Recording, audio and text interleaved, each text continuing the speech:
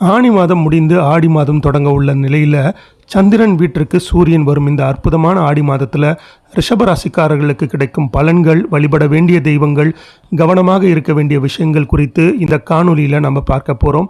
ஜோதிட சாஸ்திரத்தின்படி ஒவ்வொரு கிரகங்களும் குறிப்பிட்ட கால இடைவெளியில் ஒரு ராசியில் இருந்து இன்னொரு ராசிக்கு இடப்பெயர்ச்சி ஆவது வழக்கம். இந்த கிரக மாற்றங்கள் சில ராசிக்காரர்களுக்கு நல்ல பலன்களையும் சில ராசிக்காரர்களுக்கு அபசுப பலன்களையும் ஏற்படுத்தும். ஆனி மாதம் முடிந்து தற்பொழுது ஆடி பிறக்க இருக்குங்க. ஆடி மாதம் என்பது அம்மனுக்குரிய மாதமாகும்.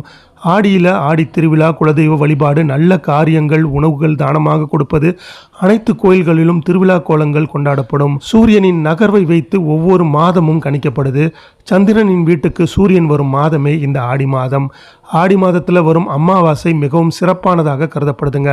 இந்த ஆடி மாதத்தில் ரிஷபராசிக்காரர்களுக்கு கிடைக்கும் நல்ல பலன்கள், மேன்மைகள், கவனமாக இருக்க வேண்டிய விஷயங்கள் குறித்து இந்த காணொலியில் நம்ம முழுவதுமாக பார்ப்போம். ரிஷபராசிக்கான பலன்கள் என்னன்னு பார்த்தீங்கன்னா, ரிஷபராசிக்காரர்களுக்கு தொழில், உத்தியோகத்தில், வியாபாரம், படிப்பு போன்ற எல்லா விஷயங்களிலும் முன்னேற்றம் ஏற்படும். அபரிவிதமான வளர்ச்சிகள் ஏற்படும்.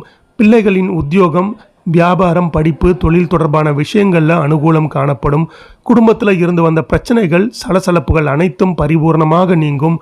குடும்பத்தினருடன் பயணங்களை மேற்கொள்வீர்கள். பெரிய மனிதர்களை சந்திக்கும் வாய்ப்பு ஏற்படும்.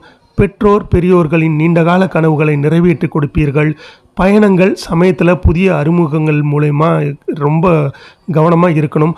புதிய அறிமுகத்தால் பிரச்சனைகள் வருவதற்கான வாய்ப்புகள் இருக்குது. ஜென்மத்தில் குருவும் செவ்வாயும் இருப்பதால் கோபத்தை தவிர்ப்பது நல்லது.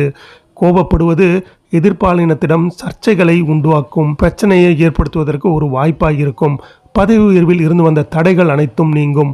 உத்தியோகத்தில் மாற்றத்தை ஏற்படுத்த காத்து கொண்டிருக்கிறீர்கள். அடுத்தடுத்து யோகம் உண்டாகும், செல்வாக்கு உயரும். தொழில் சார்ந்த விஷயத்தில் நல்ல முன்னேற்றம் ஏற்படும். பூமி தொடர்பான பிரச்சனைகளை சந்தித்து வந்தவர்களுக்கு இனி அந்த பிரச்சனைகளில் இருந்து பரிபூரண நிவர்த்தி ஏற்படும். இடம் வாங்குவது, வீடு வாங்குவது, மண் வாங்குவது எல்லாமே செய்து மகிழ்வீர்கள். பெரிய மனிதர்களுக்கு ஆத்ம ரீதியான நம்பிக்கை ஏற்படும். சுபகாரியங்களுக்கு தடைகள் எல்லாம் நீங்கும். நீங்கள் எதிர்பார்த்த நல்ல வரன் கிடைக்கும். புதிய வரவுகளால் குடும்பத்தில் மகிழ்ச்சி பெருகும். திருமண யோகம் உண்டாகும். பிள்ளைகளின் படிப்பு, உத்தியோகம், தொழில், வியாபாரத்தில் இருந்து வந்த தடைகள் நீங்கும். பிள்ளைகளுக்கு படிப்பிற்காக பணம் உங்களை தேடி வந்து சேருங்க.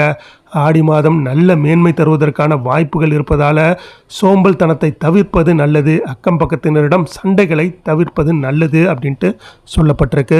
உங்கள் ஆரோக்கியத்தை பொறுத்த வரைக்கும் ரத்த அழுத்தம், இரத்த கொதிப்பு, சர்க்கரை தொடர்பான விஷயங்களில் மிக கவனமாக இருப்பது நல்லது.